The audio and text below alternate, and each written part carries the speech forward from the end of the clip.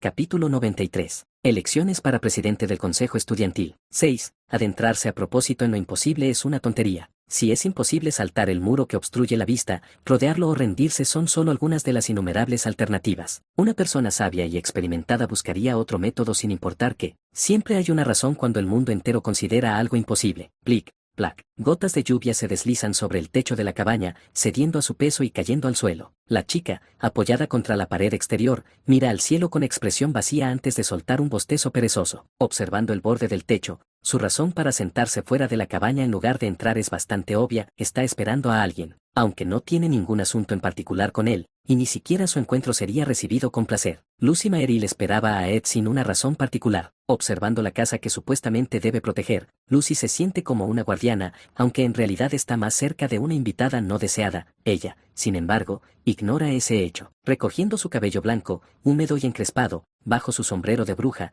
pasa el tiempo ensimismada, sintiéndose extrañamente contenta. Esperar, un acto inherentemente vinculado al aburrimiento para la indolente Lucy, paradójicamente se asienta en una calma reconfortante mientras se apoya en la pared exterior de la cabaña, esperando a Ed. Quizás es porque este espacio del campamento tiene un significado particularmente especial para Lucy. No importa cuán tumultuosa y dramática sea la vida de Ed, siempre vuelve a esta cabaña en el campamento. El pensamiento no es difícil de imaginar. Él emergería arrastrando los pies por los arbustos, asegurándose de que la fogata apagada y los refuerzos de madera estén seguros con unas cuantas patadas, luego recogería la ropa mojada y movería cualquier herramienta propensa al óxido bajo el dosel. Luego, después de sacudir el agua de su ropa, se acercaría a la cabaña, saludaría a Lucy con un gesto casual, y ella respondería de la misma manera. Se encendería un fuego en la chimenea, se prendería una lámpara de maná, y luego se sentaría en su escritorio y se sumergiría en sus libros de ingeniería mágica. Y Lucy se acomodaría cómodamente en la cama con una manta y se dormiría con el sonido de la lluvia contra la ventana y el crepitar de la chimenea, ocasionalmente acompañado por el volteo de las páginas del libro de Ed. ¡Fua!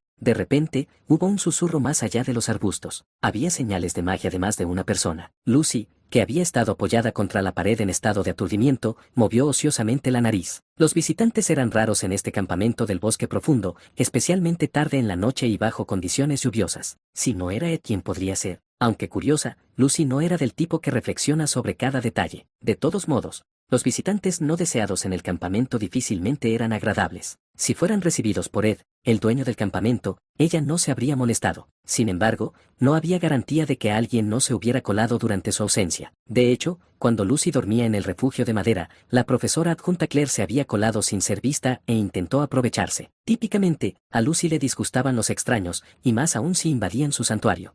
Era inusual que Lucy, típicamente indiferente y perezosa, se moviera. Sacudiendo su holgado uniforme escolar unas cuantas veces, se lanzó a la lluvia. Echar a los intrusos no deseados no haría daño. Si Ed regresaba, lo agradecería y le acariciaría la cabeza con gratitud. No era un mal trato. Así, saltó ágilmente hacia la dirección del sonido. Había cubierto unos 100 metros, una distancia fácil de cerrar para Lucy. Había dos personas más allá de los arbustos.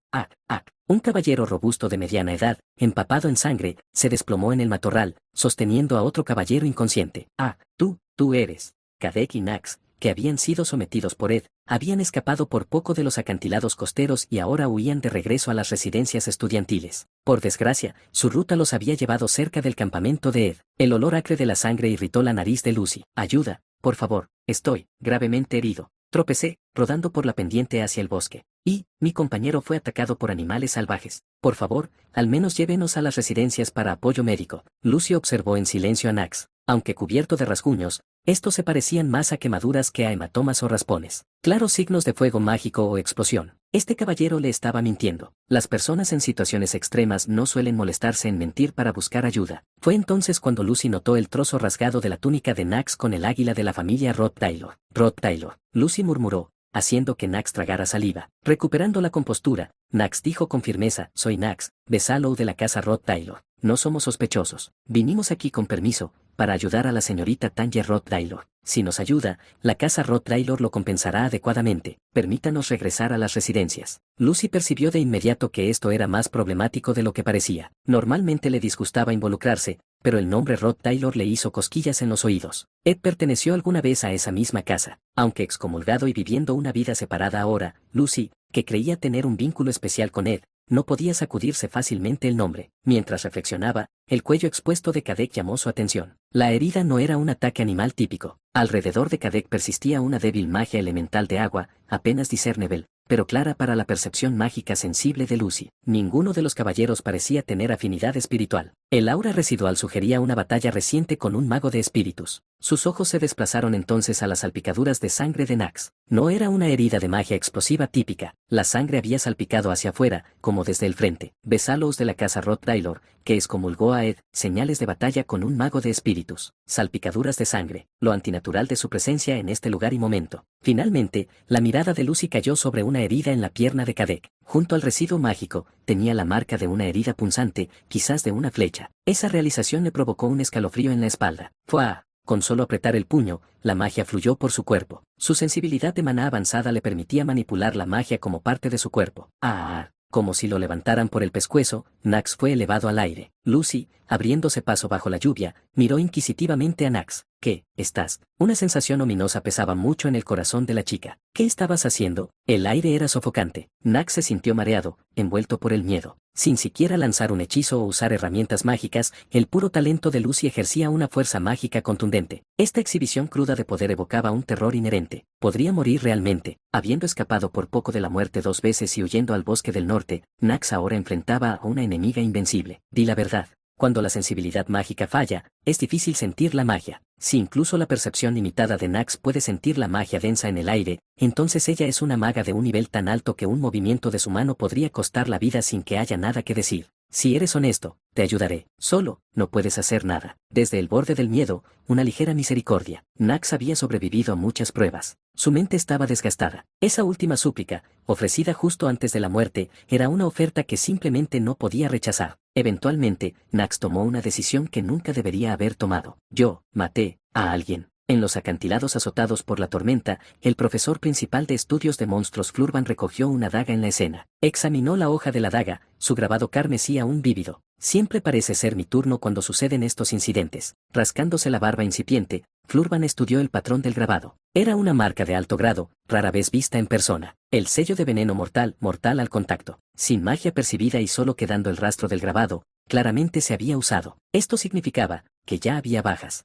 Flurban suspiró profundamente. De hecho, esto era un desastre mayor. Recientemente, Sylvania había estado plagada de incidentes, sintiéndose como si, al menos una vez por semestre, ocurrieran catástrofes más allá del manejo. En el borde del acantilado de la isla Akin, varios miembros de la academia, incluido el profesor Flurban, estaban en el lugar, vistiendo sus túnicas. Habían respondido a una llamada de ayuda de la estudiante de 3er año del departamento de magia, Janica Foylover, y personal del edificio Trix que estaba de guardia. El profesor Flurban, siendo el oficial de guardia de mayor rango entre los encuestados de hoy, implicaba que la gravedad de la situación estaba lejos de ser trivial. Entonces, cuando llegaste a la escena, ya estaba. Sí, fue un gran shock. La testigo Janica Foylover ni siquiera mostraba expresión mientras bajaba la cabeza bajo la túnica que el personal de la academia le había cubierto para protegerla de la lluvia. Al ser una estudiante famosa, el profesor Flurban la conocía bien. Siempre fue una chica vivaz y animada, amada no solo por estudiantes sino también por profesores. Era muy difícil ver a una chica así con la cabeza gacha, apenas capaz de hablar, aunque realmente no podía distinguirse su expresión. Bien, resumiendo la situación. Concertaste una cita para reunirte aquí y ayudar al estudiante Ed con su entrenamiento en artes elementales, y cuando llegaste al lugar, el estudiante Ed ya había sido apuñalado, ¿es así? Sí, así es. Además, es el sello de veneno mortal, incluso a simple vista, es un asesinato minuciosamente planeado. Cerca del acantilado, había un arco que parecía pertenecer a Ed y un desgastado abrigo escolar. Eran rastros de resistencia. Reportaré el cuerpo al departamento académico y lo buscaremos al amanecer, pero las posibilidades de encontrarlo son bajas. Las olas embravecidas golpeaban el acantilado. El profesor Flurban asimiló la situación y volvió a mirar a Janica. La imagen de Janica con la cabeza agachada le partía el corazón. Pero la verdad se revelará pronto. ¿Viste el rostro del culpable? Sí. Janica habló con claridad, aún cabizbaja. Son Kadek y Nax, Besalos de la familia Rothdailor. Eso fue exactamente lo que dijeron. No habrán podido huir lejos. Por su estado, deben estar heridos, y no sería fácil abandonar la isla Akin evitando miradas. Señorita Janica parece muy afectada, por favor regrese a descansar ahora. Flurban guardó la daga en su pecho y decidió terminar de revisar la escena. Tan pronto como amanezca, reportaré al decano y anunciaré esto. La elección del presidente del consejo estudiantil está cerca, así que será ruidoso y el ambiente académico se volverá caótico. Hagamos una búsqueda básica entre nosotros hasta el amanecer. Va a enloquecer. Profesor Flurban, está bien, profesor adjunto Max. Es una carga manejable. Es importante actuar rápido, así que no pensemos en eso. Fue en ese momento, cuando llegaba a esa conclusión y se disponía a regresar a la academia, en la entrada del bosque, al otro extremo del acantilado. El profesor Flurban vio claramente a alguien de pie, observando. Sería sutilmente diferente a vivir. Lo que destaca en la visión de una chica de pie bajo la lluvia en el bosque distante es una ira gélida. La ira que trasciende sus límites es fría, no caliente. En ese estudiantez, el profesor adjunto que la acompañaba también notó a la chica a la distancia y se volvió hacia el profesor Flurban. ¿Cuánto tiempo llevaba esa chica allí, inmóvil, presionando su sombrero de bruja? Avanzó bajo el aguacero y el viento, sujetando su sombrero. Al caminar rápido, su zancada era ridículamente amplia para su estatura, como si la gravedad no la afectara. Lucy, Janica balbuceó y llamó a la chica que se había acercado al acantilado. Los ojos que asomaban bajo el sombrero eran glaciales. Aquella mirada, siempre soñolienta y apática, ahora era afilada como una cuchilla, como nunca antes. Tú, aquí. Janica tropezó con sus palabras. Al hablar sobre la verdad del incidente, había demasiados oídos alrededor. No era momento para hablar con Lucy sobre Ed. Lucy volvió a ajustar su sombrero, se abrió paso entre el personal y se detuvo al borde del acantilado. Las olas golpeaban el precipicio. En el borde, yacía el arco que Ed solía usar. Como añadido, una chaqueta escolar manchada de sangre. Si incluso consideras la puñalada con el sello de veneno mortal, la probabilidad de supervivencia era infinitamente cercana a cero. No se sentía ni rastro de poder mágico. Sería natural si el cuerpo hubiera sido arrastrado por las olas. En realidad, el poder mágico de Ed se había agotado por completo tras usar el artefacto legendario. Lamentablemente, Lucy no podía siquiera considerar ese hecho. Janica observó a Lucy con frío sudor en la frente. La energía espectral que emanaba de su cuerpo dejaba claro que Lucy estaba en un estado completamente distinto al habitual. Lucy inspeccionó la escena, recogió el arco de Ed del suelo. El arco recurvo,